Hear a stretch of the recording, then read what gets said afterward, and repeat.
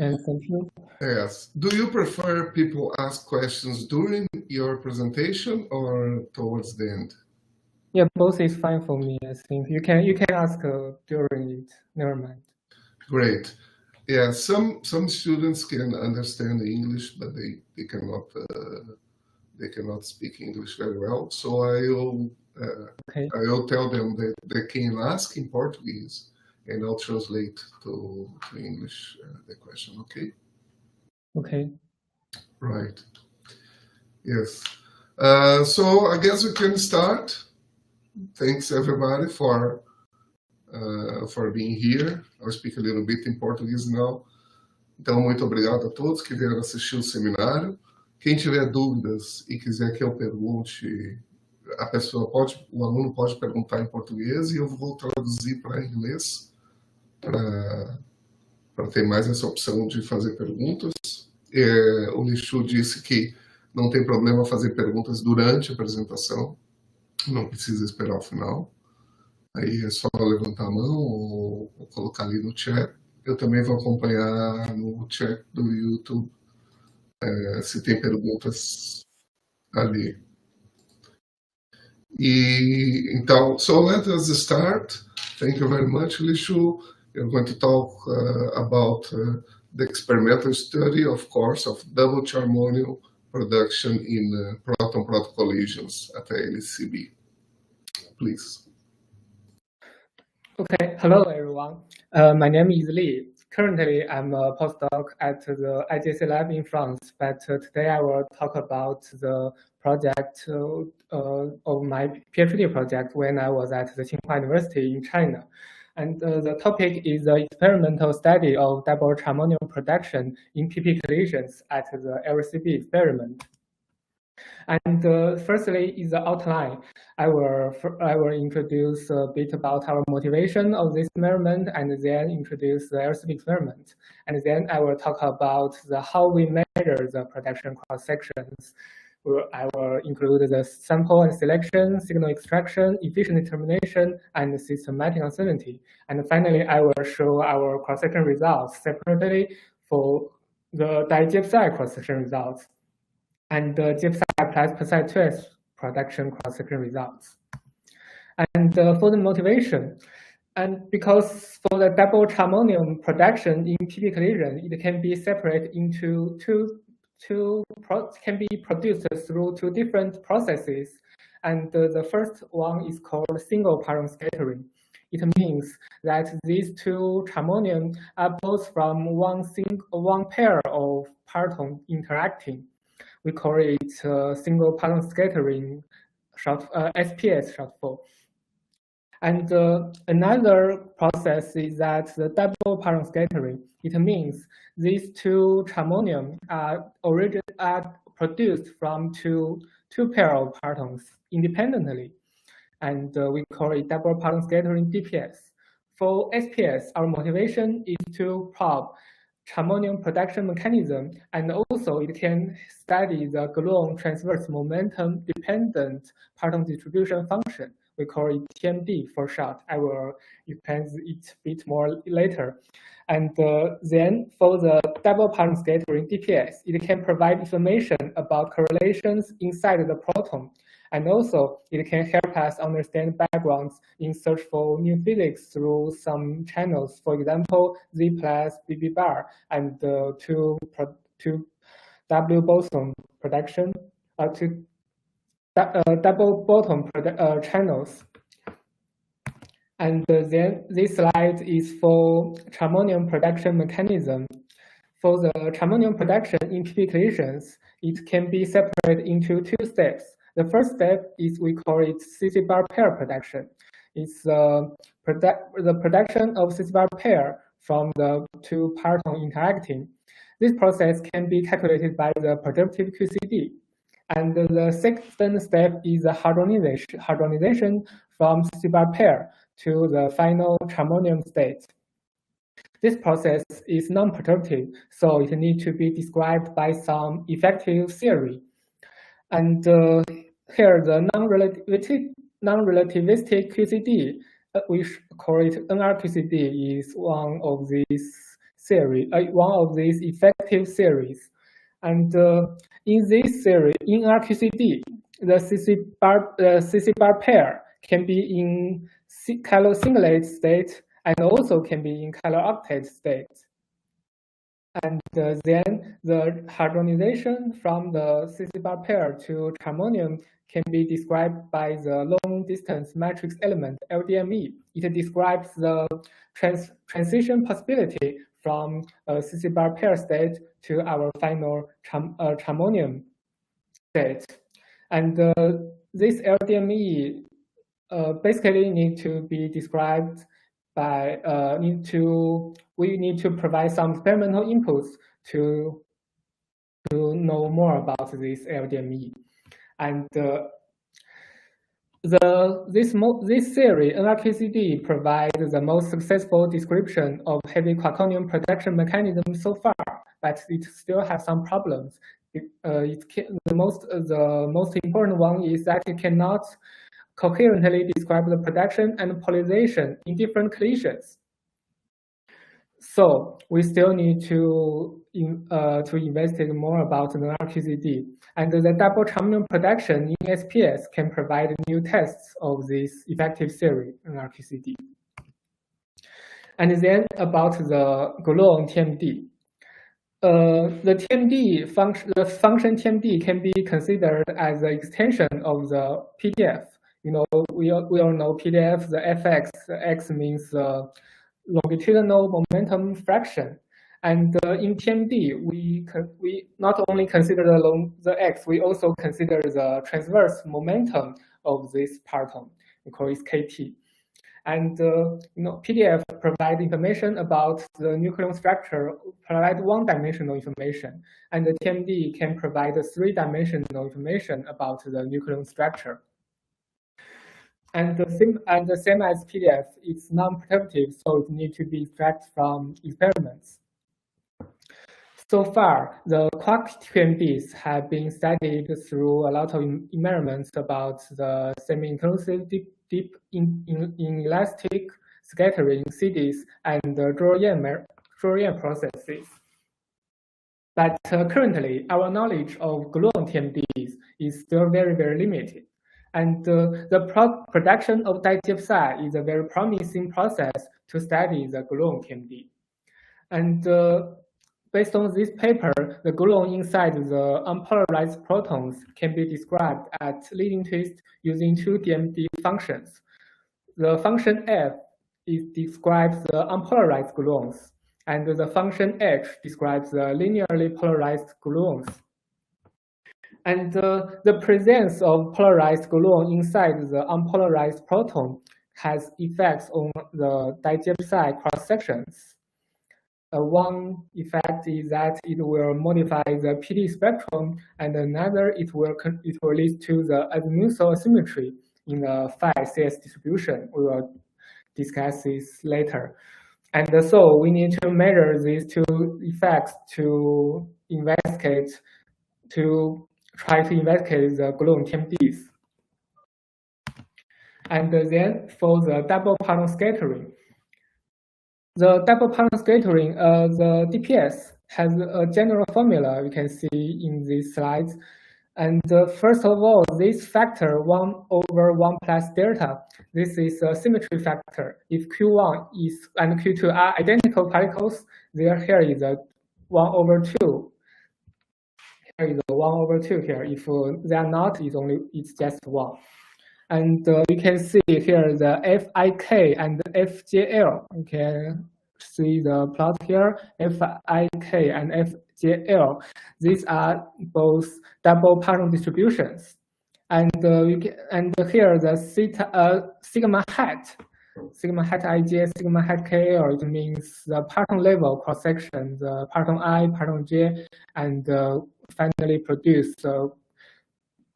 charmonium Q1, and parton K and parton L produce charmonium Q2. And these are the parton level cross section. And then we need to make some assumptions of factorization to simplify this general formula. For the double partons distribution, Fik, we think it can be separated as a multiplicity at the factorized as a single parton distribution, Fi F times Fk and times Gy. Here, the y indicates the transverse distance between these two partons. And then we can define a variable called effective cross-section, the effective cross-section here as this formula. And then we can simplify our general formula to a pocket formula. It's much simple now. The DPS cross-section equals to a symmetry factor times the projection cross-section of charmonium Q1 times the cross-section of charmonium Q2 divided by the effective cross-section. Here, the effective cross-section is related to the transverse overlap function between partons inside the proton. And based on this assumption of factorization, this effective cross-section value, it should be the same for different process and different energy scale, but we still need to validate its universality of process and energy scale in our experiments.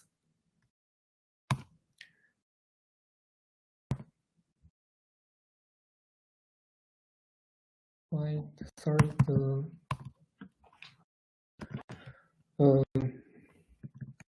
maybe I need to here. I don't know why it not works now.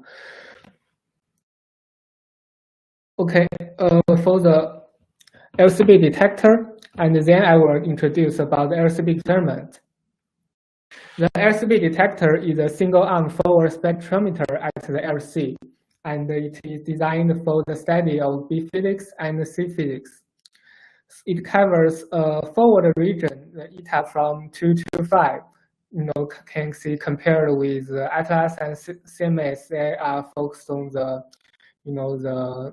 the small rapidity, and for LHCb we have a unique forward region and it only accepts 4%, or it's only about 4% of the solid angle. But you can see from these plots, there are about 25% of BB quarks pairs accepted by our LHCb detector.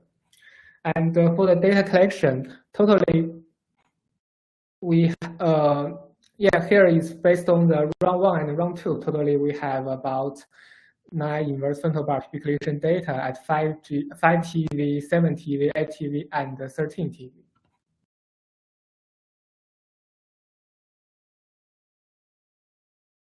And then about the charmonium production at LHCb.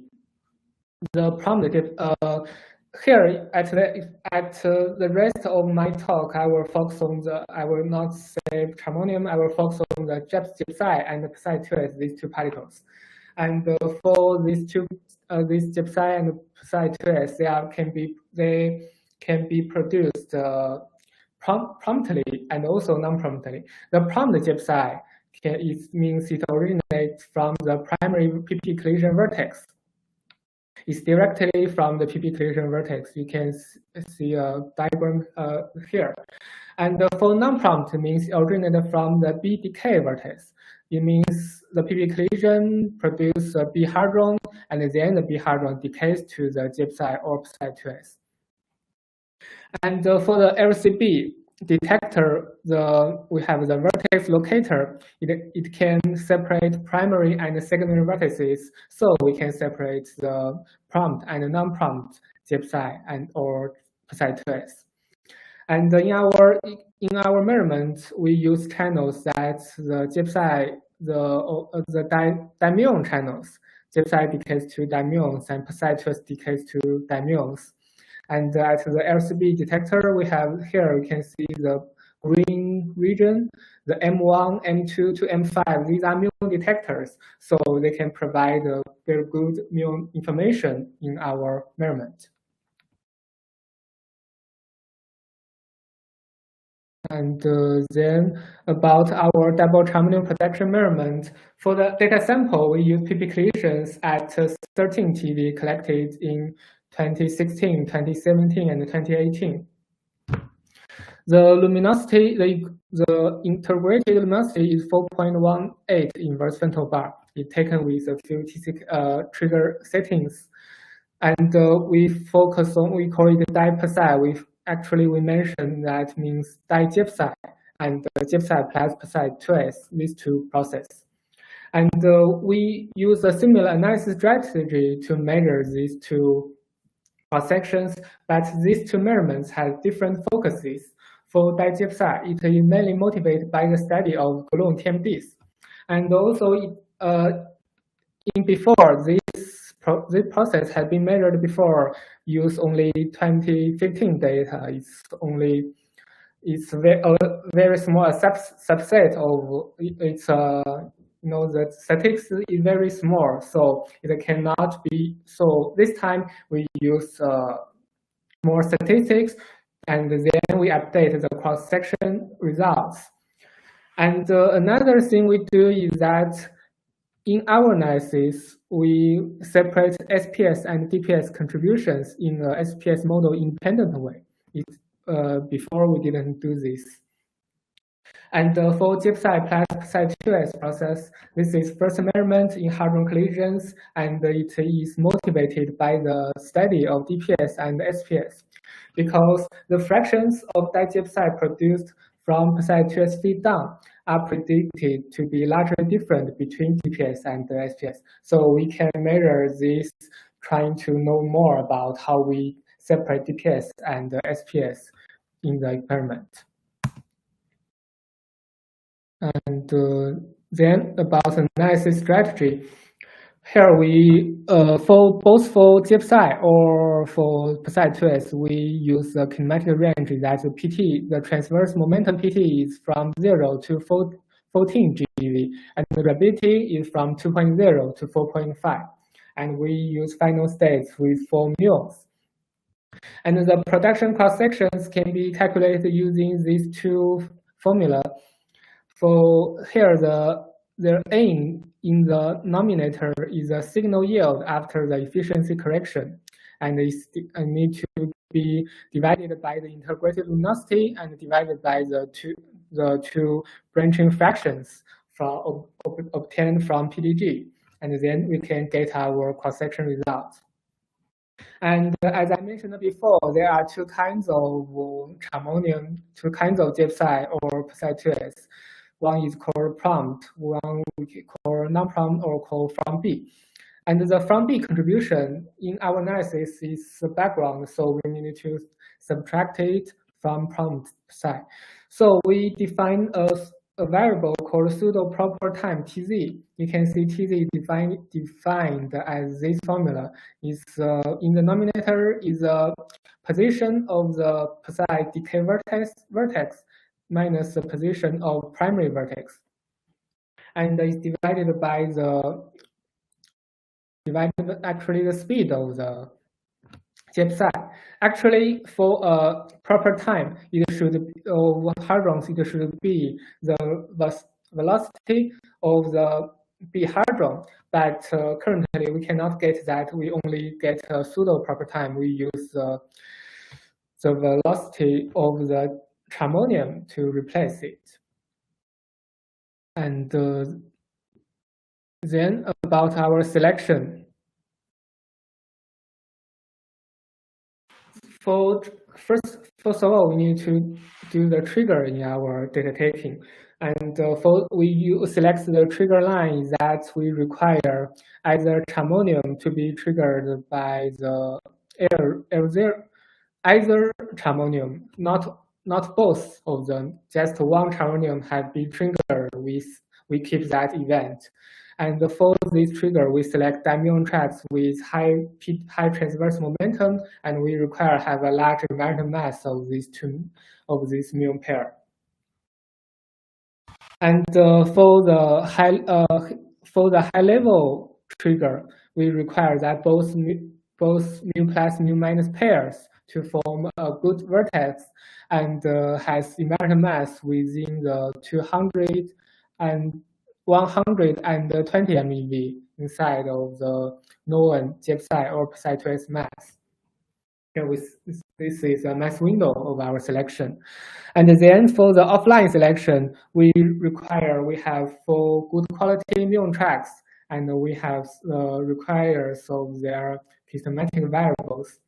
And then we have strict muon PID requirements, we have good quality dimuon vertex, and then we need to remove pile-up events. Here, the pile-up event means that because when doing one bunch crossing of the proton-proton collisions, there are more than one events. So we need to make sure our 2 charmonium are both from the same event. So we require that the associated primary vertex position should be the same. And then, because we have 2 muon plus tracks and 2 muon minus tracks, then maybe these 2 muon plus tracks or muon minus tracks are actually the identical track. So we need to remove clone tracks by applying these cuts. And then we need to do the subtraction of background. And in this time, we perform 2-dimensional mass fit to subtract the combinatorial background. You can see the 2 plots in the top. They are for both di-GFPSI. The left for one GFPSI, and the right for another GFPSI. And in the bottom, these 2 plots for GFPSI plus PSI2S. The left for GFPSI, the right for PSI2S. And yeah, you can see the red curve. This is the mass peak of the GFPSI. And if they have both mass peak in these 2 mass spectrum, we keep these events. So we only keep we only need these events represented by the red line. And also in the bottom plots, we also need the red curve events. For this 2-dimensional mass fit, we use a double-size crystal ball function plus a Gaussian function to describe our mass peaks, our signal mass peak, which is a mass peak. And for the background, we only use a exponential function to describe the 1-dimensional background. And after the 2-dimensional mass fit, we have about 32,000 events for di-GFPSI and about 1,200 events for GFPSI plus PSI2S. And then we also need to subtract the from B contribution. And in this case, and first of all, we need to have a background subtracted 2-dimensional TD distribution. It means we need to subtract the combinatorial backgrounds in the previous slide. And here we use a method called splot. It means this method will assign the data set for each event. Each event in the data set assign a weight. We call it S weight, and then applying this weight, it can be used to describe the distribution only for signals. So before we do this from B contribution, first of all we get the distribution of background subtracted 2-dimensional TD distribution using the splot method. You can hear the plots showing the distributions of the background subtracted TD distribution for di-GFPSI on the top 2 plots, and for GFPSI plus PSI2S for the bottom plots. And for the prompt GFPSI, it should be a data function convolved with a resolution function. You can see also the rate curve. And for the from B contribution, it can be described by an exponential function convolved with the resolution function. And you can see, for example, the red curve in the left and the purple curve in the right. So we still only need the events represented by the red curves. And after this two-dimensional TZ fit, we only, for the digypsy, we have about 22,000 events. And for gypsy plus psi2s, we have only 600 events left. And after the signal extraction, we need to do the efficiency correction. In our analysis, efficiency correction is performed event by event. It can be calculated by this formula. It means for each event, we get this S weight from the S plot method. It represents the background subtraction and from B contribution subtraction. And I use this W divided by the event by event efficiency. And let them sum up, and we can get our corrected signal yield. For the efficiency, total efficiency we also can be factorized into 4 parts. The first we call it acceptance, and the second we call it reconstruction and selection efficiency, and PID efficiency and trigger efficiency. We separate these parts because we need to determine these efficiencies by differently. And here, one problem in our analysis is that we don't have, Monte Carlo events for digypsy production or for gypsy plus psi2s production. We only have the Monte Carlo events for single gypsy or single psi2s. So in this case, we needed to get the efficiency from the we need to factorize our efficiency of dipsi to the efficiencies by we need to factorize the efficiency of digypsy by the efficiencies of single psi1 and psi2. And our event selection makes this factorization valid, and we also check it by our our analysis. We also checked the factorization, and it works well.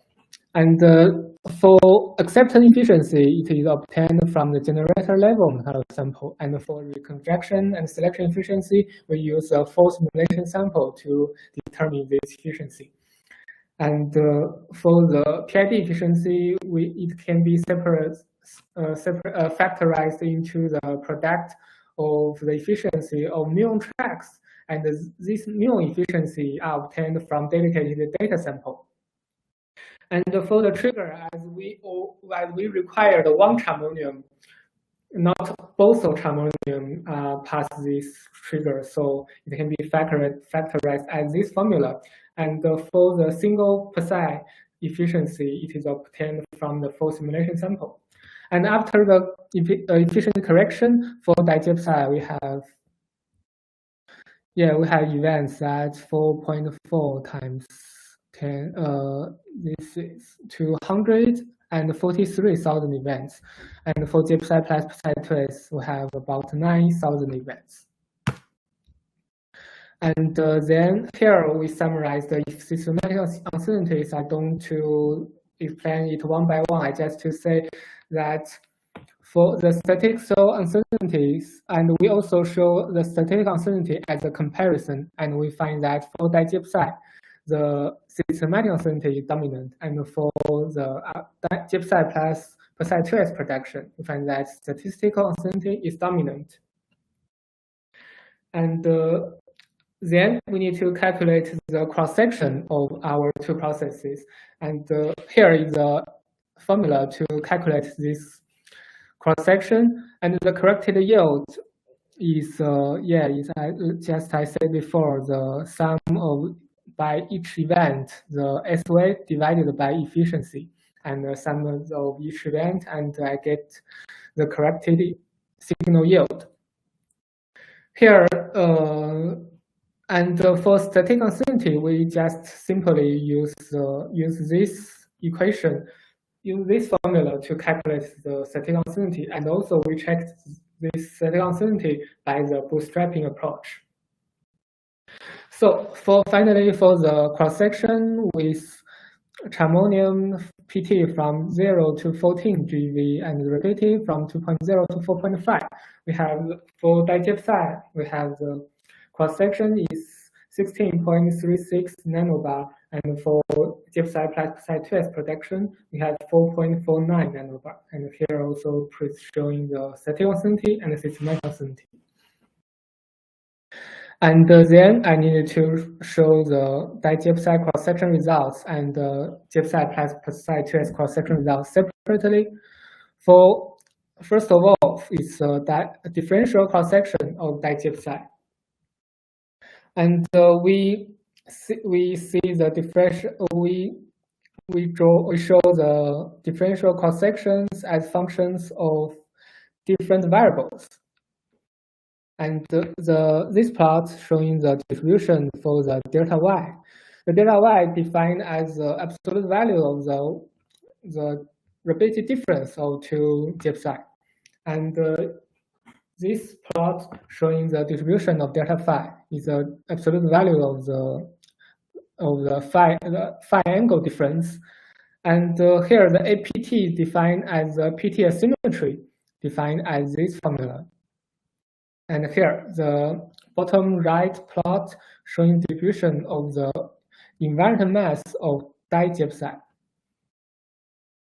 And then we also showing the cross sections as function of transverse momentum of digypside, and the rapidity of digypside, and the transverse momentum of one gypside, and the rapidity of one gypside. Here showing these differential cross-section results in these plots. Here, actually, we only measure here. We didn't separate DPS contribution and SPS contribution. So our next step is to separate SPS and DPS. And first of all, we need to extract the DPS contribution. And based on previous measurements and the previous theoretical study, that the digypside signal produced from SPS and the DPS processes have very distinct delta y distributions. And you can see in this plot, this is from previous study at large delta y. You can see here the orange line means DPS contribution. At very large delta y, the DPS contribution is dominated and the SPS contribution is negligible. So we can use this delta y distribution to extract the DPS contribution with a data-driven template for the DPS mechanism. And let me recall you the pocket formula of the DPS. Here, this is for our digypside protection.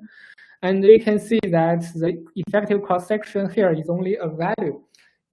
If the value is larger, the DPS cross-section will be smaller, but it will not affect the DPS shape. So the DPS shape can be predicted from the pseudo experiments using single gypside cross-section results. And we assume there are two uncorrelated gypside mesons are produced according to the measured double differential cross-sections, d sigma over dpt and dy for single gypside. So we can get the pt value and the y value of each gypside. And then we assume that the mutual angle phi is assumed to be uniformly distributed. And then so we can use these pt, y, and phi values to calculate the form momentum of gypside, and then use the form momentum to calculate the, for example, delta y, delta phi, and pty. we introduced before. And then we can get from this, we can get the DPS shape from the pseudo experiments.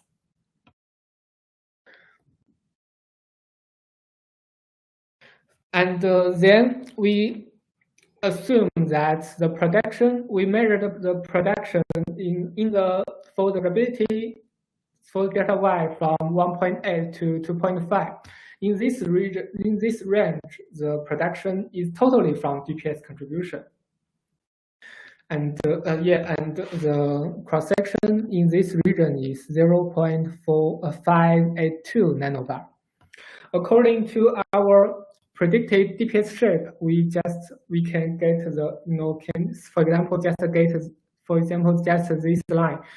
We can use this shape to get the fraction of the region in from 1.8 to 2.5, and the nominator is for the whole region, and the fraction is 0.068.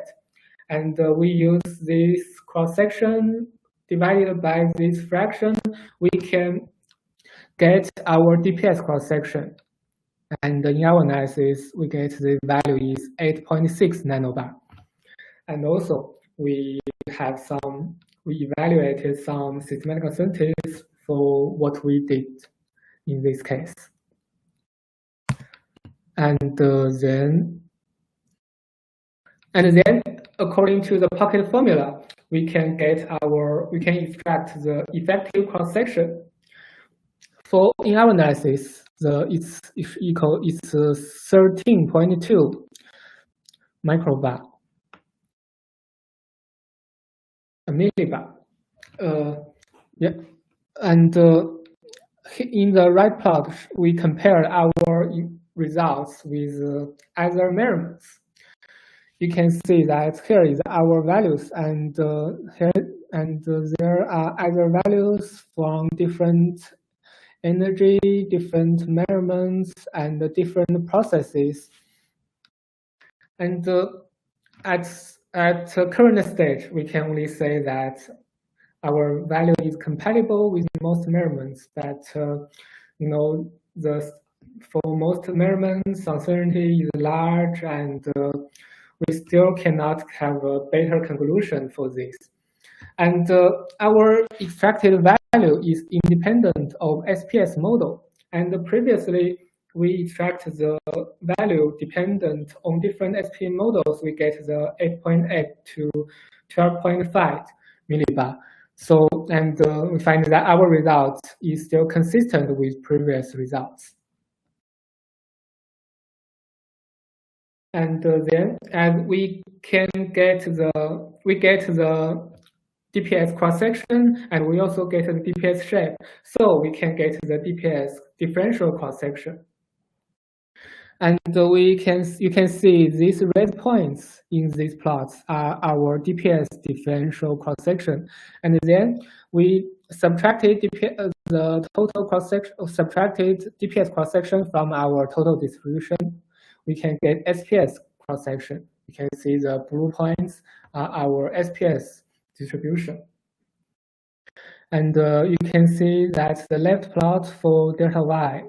For delta y and PT asymmetry and mass and invariant mass of DiGFSi, I can see that at large delta y, the DPS is more than SPS. At PT asymmetry also, at large asymmetry APT, also DPS is larger than SPS.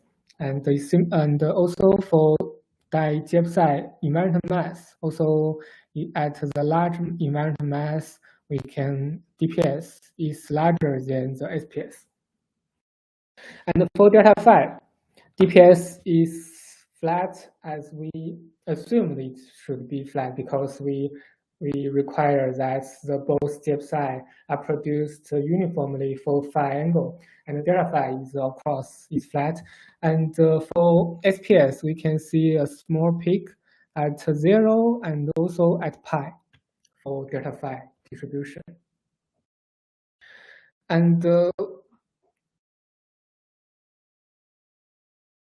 And here also showing the distributions for the PT of digypside and the rapidity of digypside, and also for the PT of only one gypside and the rapidity of only one gypside separately for DPS and SPS distributions.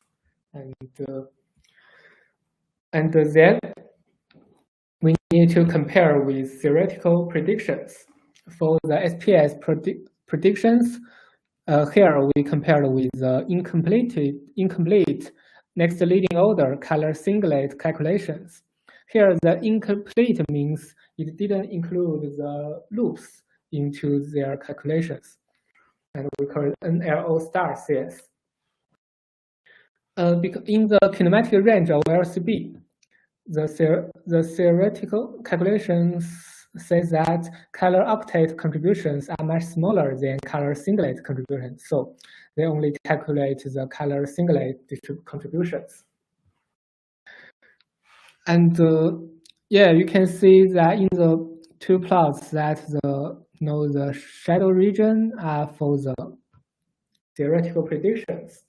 And you can see for the y-axis is log scale, you know that the theoretical uncertainty is very, very large.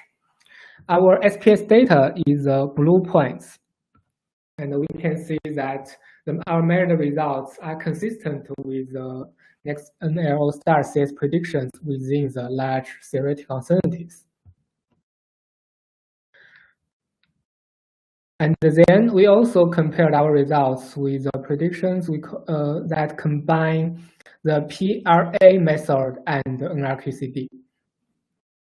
And in the large mass region where the NRQCD-based calculations are well justified, there is a good agreement with data for the mass distribution. You can see in the left plot, the PRA plus NRQCD is a blue shadow region.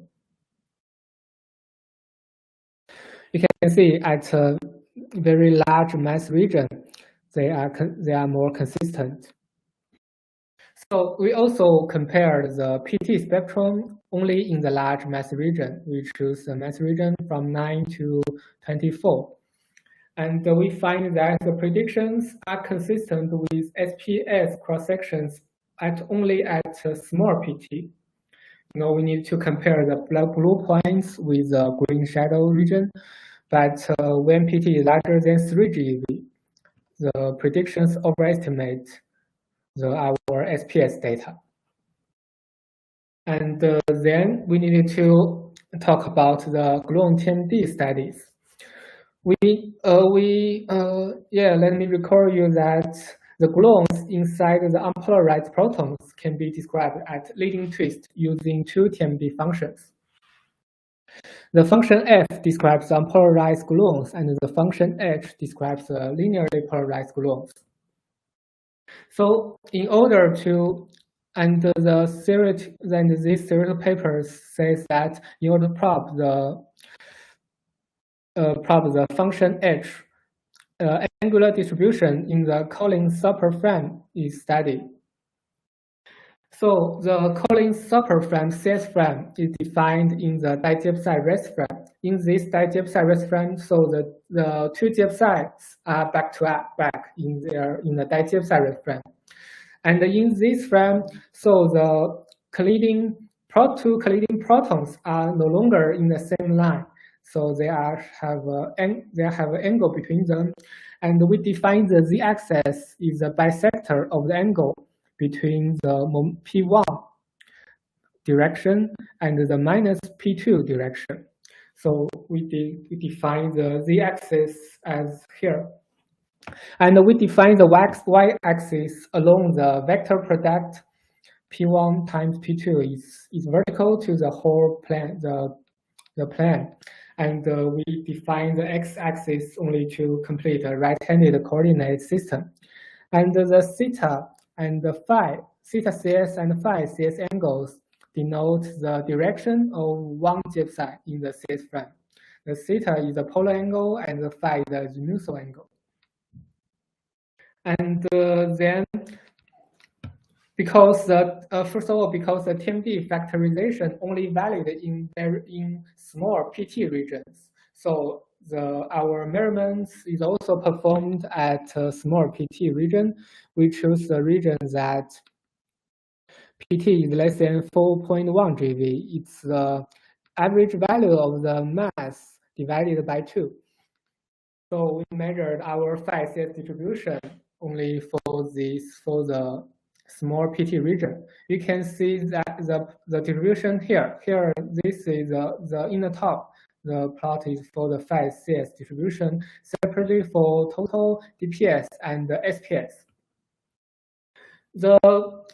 The paper says that the theoretical paper says that presence of polarized gluons inside unpolarized parton, inside the unpolarized proton leads to azimuthal asymmetries. So, and the general structure of the TMD-based differential cross-section can be described by a function is A plus B times cosine 2 phi CS plus C times cosine 4 phi CS.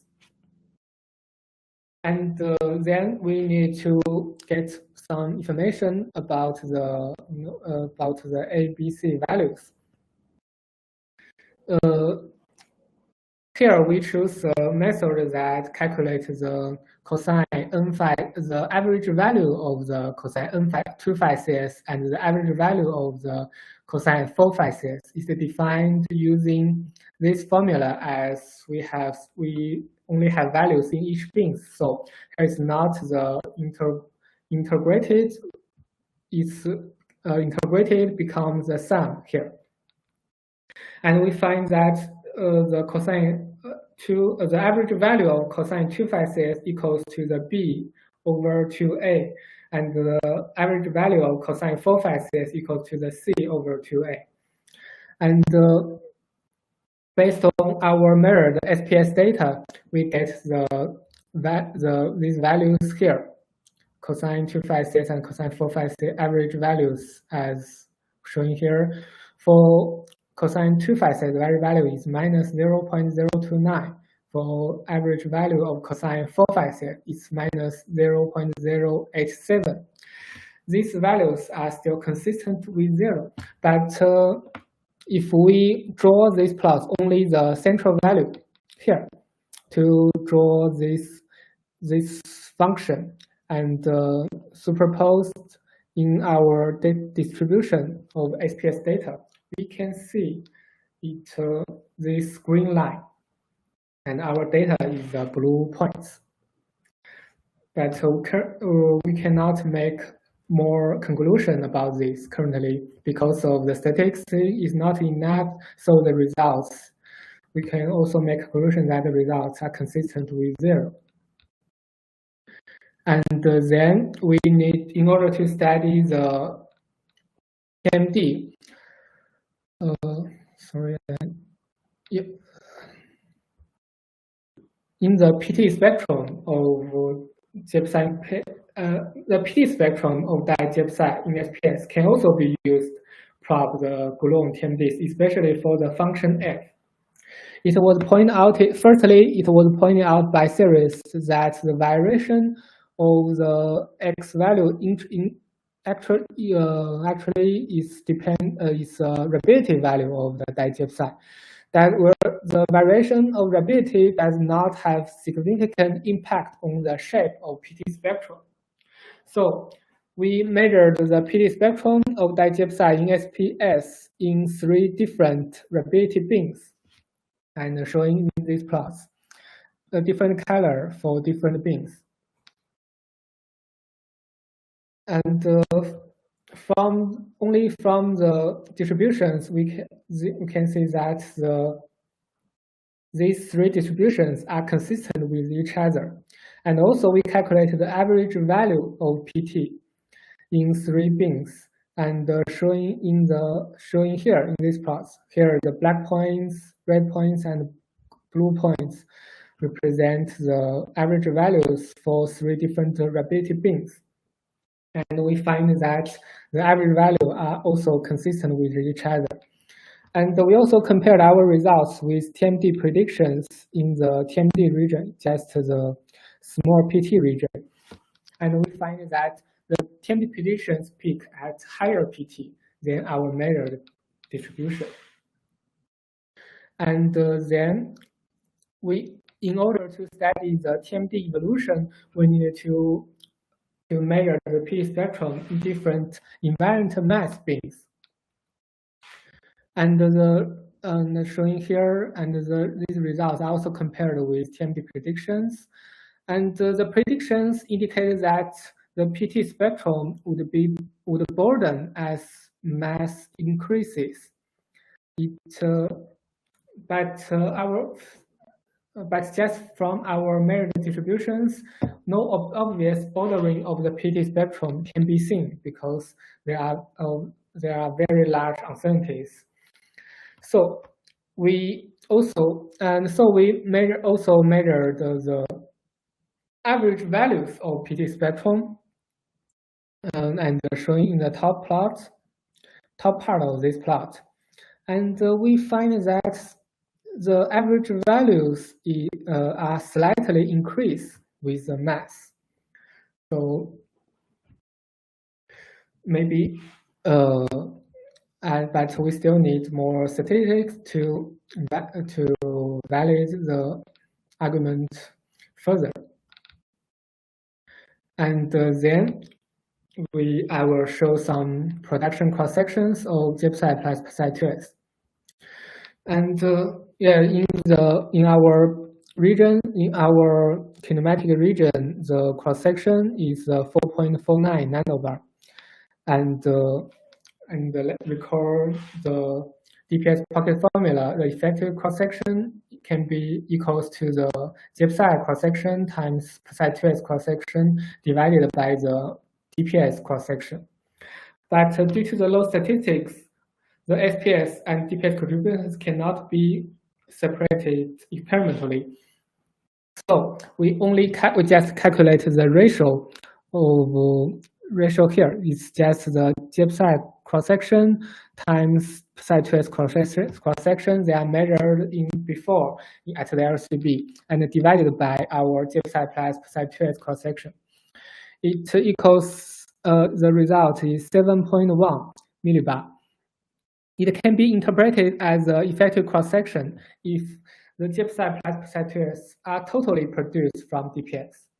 And also it can be considered as a lower limit of the effective cross-section in this analysis. And then we also showing the differential cross-sections of gypside plus psi2s. And because the very low statistic, we cannot perform the fit in each kinematic beams. The distribution is obtained using the S-plot method and then corrected by the toy sample study. And we show the distribution for delta Y and the delta phi, and for the PT spectrum, rapidity spectrum, and the mass spectrum. And then we also compared our results with SPS prediction. And we also compared with the incomplete next leading order color singlet calculations, and showing as the purple region in this plot.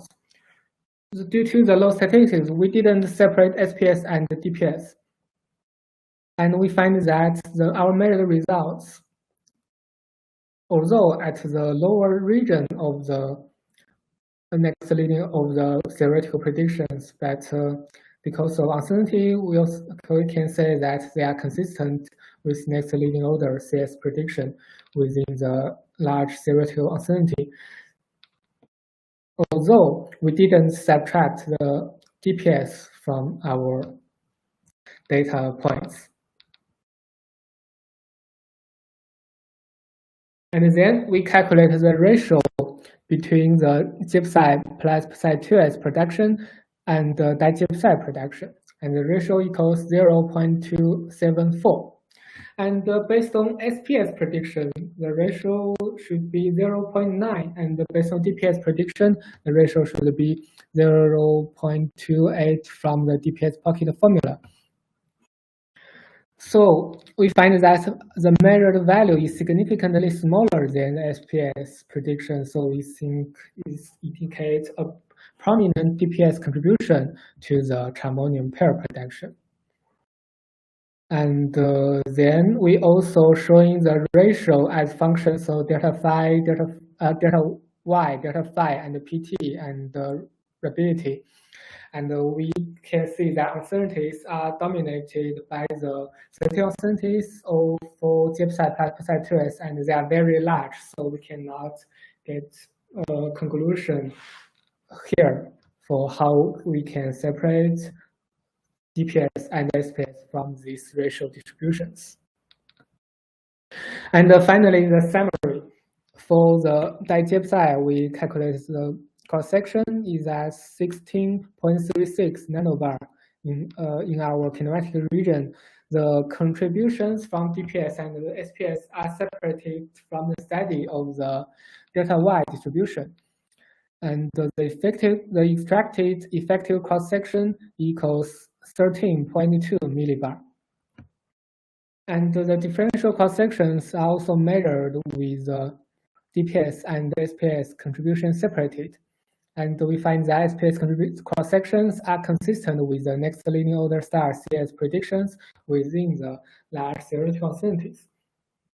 And also, the phi CS distribution and the PD spectrum are measured for the study of gluon TMD. We extract the average value of the cosine 2 phi CS and the cosine 4 phi CS. They are consistent with 0 so far. And the TMD prediction, we find that peak at higher PT than the measured distributions, and we didn't find the obvious bordering of PT spectrum due to the large uncertainty, but the average values are indeed slightly increased with mass. And then the summary for gypside plus psi2s protection, we find that the cross-section equals to 4.49 nanobar, and we also measure the differential cross-sections. They are consistent with the next linear order star CS predictions within the large theoretical uncertainties, although the DPS contribution is not subtracted from the measurement. And also we calculate the ratio between gypside plus psi2s protection and the digypside protection, and we find that the ratio is significantly smaller than the SPS prediction, and it can maybe confirm a prominent DPS contribution to the charmonium pair protection. And we still need more statistics to enable separation of DPS and the SPS in the future. That's all. Thank you. Okay, thank you very much for this talk. It was very clear. I learned a lot. I hope the students have learned as well. So in the chat, we have one question. João Vitor, do you want to ask the question yourself? Hi, Professor. Thank you. Nice, very nice talk. My doubt is about the identification in the SPS and DPS process. Did you say that this is related with the distance that the gypside decay into gluons? So in SPS, the double gypside travel more than in DPS. How the experimental know if this double gypside is from SPS or DPS? Do you mention that you mean this? You mean the primary vertex difference? Do you mean that? Yes. Okay. Here are two different things. For the pile-up events, it means that there are in one bunch crossing, there are a lot of protons and a lot of protons. They are bunch crossing. So for one bunch crossing, there may be one proton and one proton are interacting, produce gypsy, and another proton and proton interacting produce a gypsy. So these events are we call the pair-up events. So it means these charmonium are from different proton-proton interaction, not parton-parton interaction. Here DPS is that from different parton-parton interaction, but these partons are also from the same proton. So we cannot separate from the vertex, the primary vertex difference. Actually, it's very difficult to separate DPS and SPS in experiments. So yeah, this actually is the most difficult part in such analysis. Okay, thank you. I understand.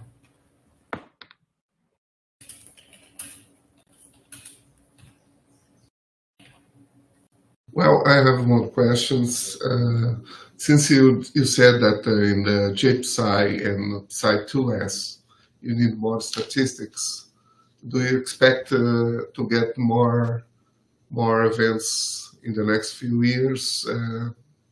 And how much more luminosity would you like to have to really measure the DPS cross-section in this case? Actually, I think at least let me show.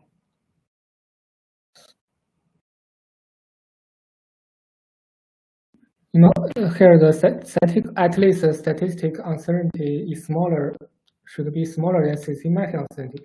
I think it need to here the 3 times or maybe 10 times of the statistics, I think.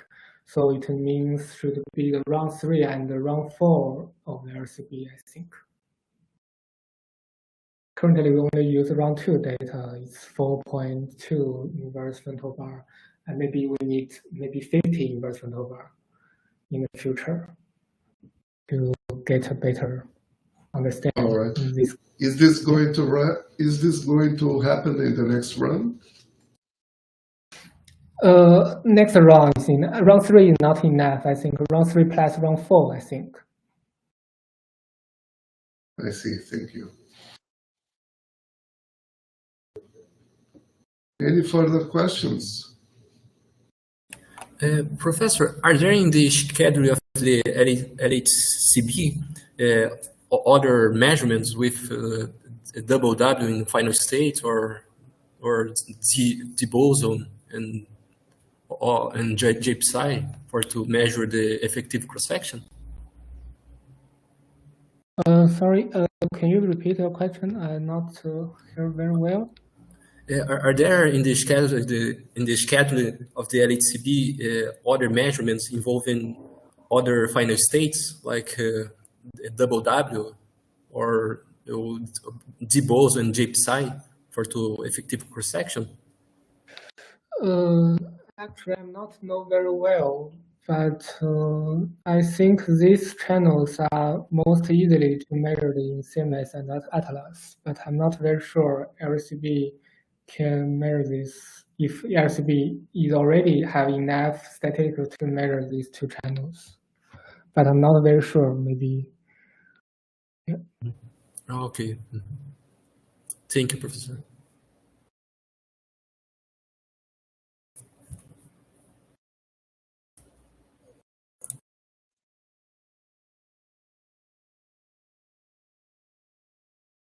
So I have one further question. So can you say that regarding the transverse momentum dependent distributions, so what you're actually measuring is that these distributions, when you make a prediction with them, they overshoot the average transverse momentum, right? Sorry, which page are you mentioned? Which part? I guess it's more towards the end. It's when you show the plots with the transverse moment dependent predictions and your result. Should be like 30 something. Predictions? Which prediction? You have 3 beams of rapidity, and then you have average PT of the average PT. ladder. Okay. Yes, the T-chip side. You mean this? Yes, rapidity? yes, yes. Okay. Yes. So it's the average PT of the prediction, the transverse momentum dependent distribution prediction overshoots the average PT of the experiment, correct? Yeah. Based on the prediction, it's the PT or average PT would be larger than our measured result. I see.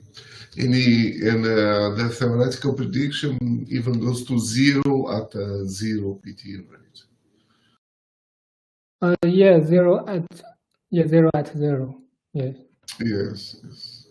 Do you have any kind of insight on this? Actually, I don't understand well about these TMD predictions. Okay, thank you. So it's work for us, the theoreticians, to solve this problem, right? Yeah, I know theoreticians maybe will have a future have a plan to write a future paper, but I'm not sure if it's available. The same author of this series in this paper, they plan to write a new paper to discuss this, but I'm not sure now if it's available. Okay, thank you. We keep the heads up for the new paper. Edgar, do you want to ask your question?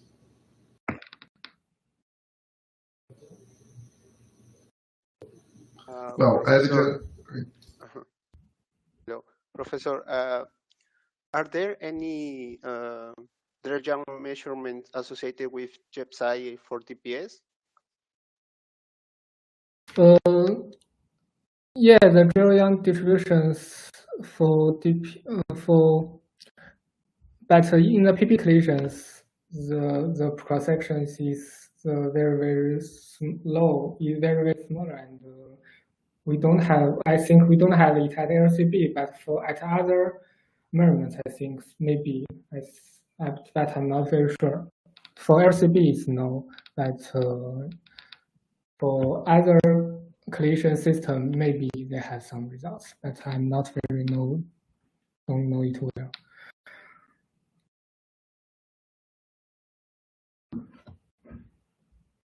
All right. Okay. I guess that's it. Thank you very much for the seminar, and thank everybody for coming. Hope to see you again in the future. Thank you for explaining, Professor.